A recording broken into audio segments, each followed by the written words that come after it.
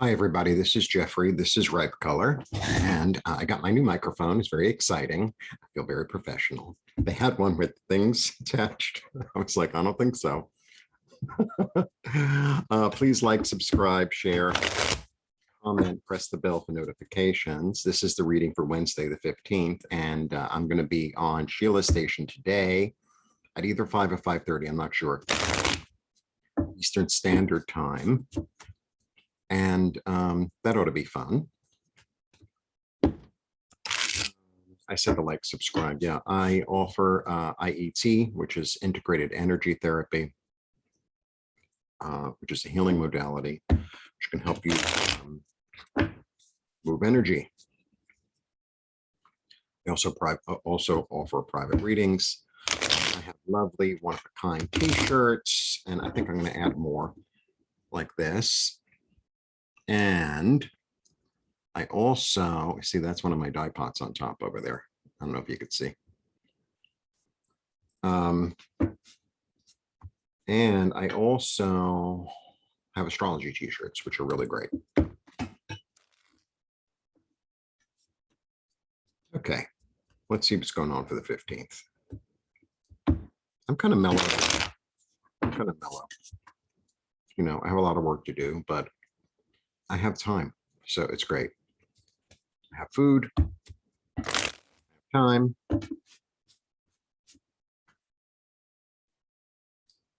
So I'm going to take advantage of both of those things.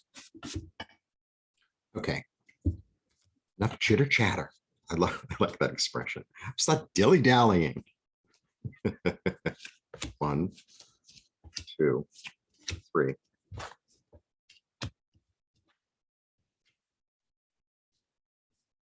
Okay. Oh, okay. We have the 4 and then the 5. And then the King of Cups. Love the King of Cups. Okay. So it's swords, so it's about thought. Generally. So the 4 is about stability, right? Because you're finding stability in your own self, right? He doesn't look very good, but he's actually meditating, contemplating, maybe envisioning. He's also inviting spirit in, because here's, right, here it is. You ever go see some of those crypts? They have some of those crypts, you know, very medieval, where it has a likeness of the person laying down. They're really weird. And then we have the 5. So the 5, you know, is a card of change, but a lot of times for me, it's not a really pleasant card. It's really, for me, it's about gossip. It's about, you know, a war of words, a war that can't be won. I feel like it's a recollection, actually, of some sort of unpleasantness or some sort of, it's very interesting. Okay, so sometimes, you know, you'll recollect some conversation you had with somebody or some conversation in your head that you've had with somebody. It's like, well, I told you to you know, all that. And it's very easy to, you know, go down that road. And, you know, when the argument goes through, that you have nothing left to say, right? Because if you're talking to yourself, you know, you say, la, la, la, they can't answer back. It's kind of fabulous. And, you know, it kind of feeds that anger, resentment, I'm right, you're wrong kind of stuff. And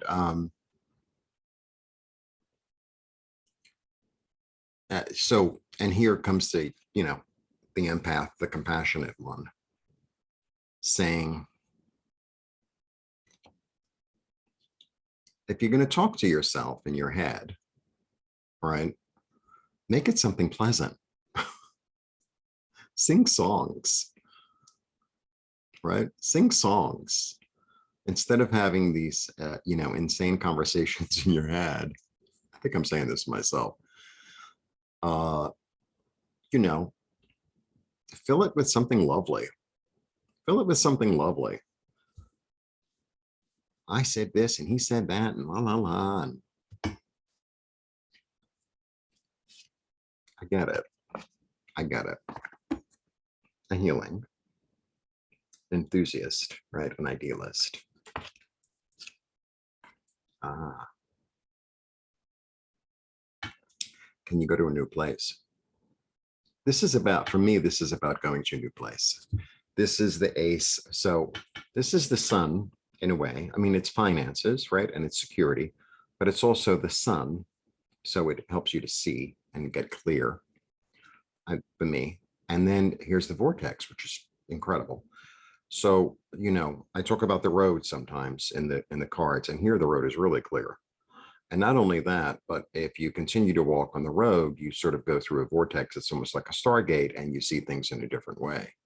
It's like, oh, it's a whole new world. It's like that Avatar or something, or Stargate, or like, you know, like a whole new way of thinking. So you know what I think? I think, okay, this is the empath, right? The empath is able to feel other people's feelings. Believe me. So maybe it's about allowing yourself to be in the other person's shoes for a minute. You know, you don't have to take their inventory, and you don't have to get into how they feel and how you're going to make it better and blah, blah, blah. Just maybe have some compassion that they come from a place of misunderstanding, of fear, of resentment, of probably a fear, probably a fear. And allow like a healing to begin. And then you're going to be able to see things in a new way and walk through a certain gate, as it were, to more love. Wow. Very beautiful, actually. Very beautiful. You know, I talk about this a lot, and, you know, it's easier said than done. Believe me. But I think a really valuable meditation is see somebody that you resent or are angry with. And it could be somebody who's not here, I mean, on the planet anymore, etc. Or somebody you really like.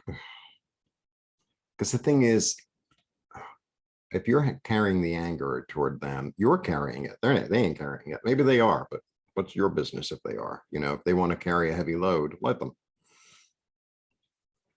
But for me, in my life, I don't carry any unnecessary baggage. I just don't. So, okay, so this is a suggestion for a meditation. You go into your heart, right? You go into your heart and you exude love through your body, and you radiate it out, right? You radiate it to the earth, receive back, you radiate it to the heavens, receive back. Now your energy is bigger and brighter and, you know, maybe a different color or whatever. And then bring in that person that you don't like or that you're resentful of or whatever. And imagine them happy. Imagine them fulfilled. Imagine them smiling, right? At peace, calm, everything you know, instead of imagining them suffering, losing their money, and, you know, they'll get theirs and all that. It's a challenge. I know it's a challenge. But see, the thing is, it's not that like, oh, you know, I'm so spiritual and I should love everyone. No, what I'm saying is, in order to be more in your own light, this is my experience, okay? In order to be more in my own light, I need to let go of that, because it's like, it's weighing me down. It's just weighing me down. And I want to be more on the path. I want to go through the vortex, right? I want to illuminate, and I want more money.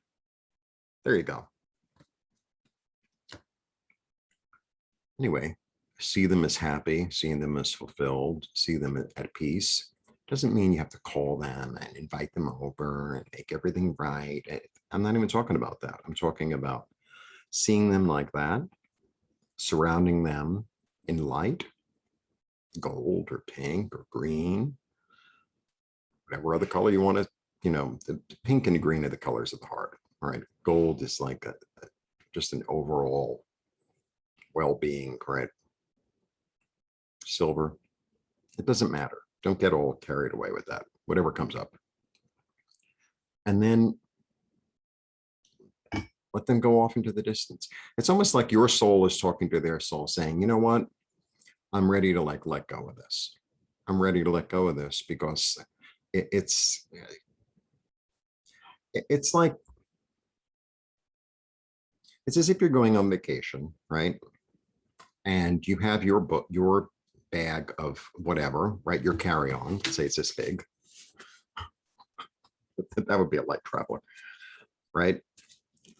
And then they're giving you a 75-pound suitcase, which you can barely carry, which is really ugly and embarrassing. And you have to pay extra for. And it's your responsibility. Now I have to go to the carousel, whereas before I just had my carry-on. I have to go to the carousel and everyone's obnoxious and everyone's fighting over the bags and it's late and it gets lost and it's all crazy making. And you don't even need it. It's not even yours. You don't even need it. It's not even yours. Oh no, I have to hang on to my resentment because it defines me. Well, how about defining yourself in your light? How about defining yourself in something else?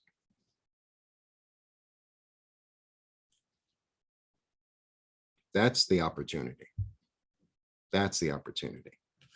Because we have contemplation, we have that weirdness, we have the diplomat, right? The empath. We have the idealist lover, or lover basically. We have the new path and perhaps financial gain. And love. I mean, you have two aces here. You have two aces. New beginning. New beginning. So, and it's not like it's just done and done. There are certain people that I've had to have this meditation with, quite a few times until it's no longer part of my kind of energetic anatomy, right? There are certain, like, let's say, so the other example I give, and then I'll keep quiet, is let's say you move into like an old farmhouse, right? And there's this old oven that's super cool and you want to keep it, but it's really old. And so you got to take out the Brillo, right? You're going to have to take out that Brillo more than once, right? Because the grease is from the 1940s, right? So you go into the Brillo, you let it sit, maybe you get some other chemical, that's of course eco-friendly. My new favorite expression. And, you do what you need to do until it, you bring it back up. What? Make believe you're watching one of those things on TV. And then, at the end of the show, they show it to you and they hit the pretty music's playing and it's like gleaming and gorgeous and like this fabulous vintage oven that might be worth more than the house. And that's what you get to cook in now, instead of this old greasy thing. There you go. There you go. It's like getting new appliances. It's like getting new appliances. What could be more fabulous than getting new appliances? When I was a kid, I'm kind of very kitcheny and I like that. And I remember watching Let's Make a Deal. And I always thought one of the best things behind door 1, 2, or 3, Carol Merrill, Monty Hall, was to get the brand new kitchen. It was always a manna those days. I think they're still in business.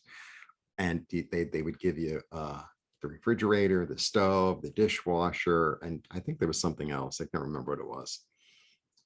Like the whole kit and caboodle, so to speak. And, some 70s color. It was like gold or avocado or Oh, I guess gold and avocado. Those were the main colors. There wasn't a blue really. No, the 70s was more, it wasn't, it was more about like orange and green and brown. And anyway,